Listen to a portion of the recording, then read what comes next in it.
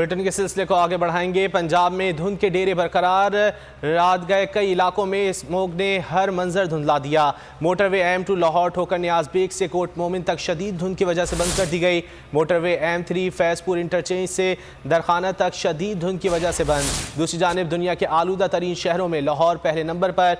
लाहौर का air quality index 426 record किया गया। दिल्ली एयर क्वालिटी इंडेक्स 412 के साथ दूसरे नंबर पर। बांग्लादेश आलूदा तरीन शहरों में तीसरे, चीन का शहर वुहान चौथे नंबर पर। चीन का शहर चोंगचिंग एयर क्वालिटी इंडेक्स 189 के साथ पांचवें नंबर पर।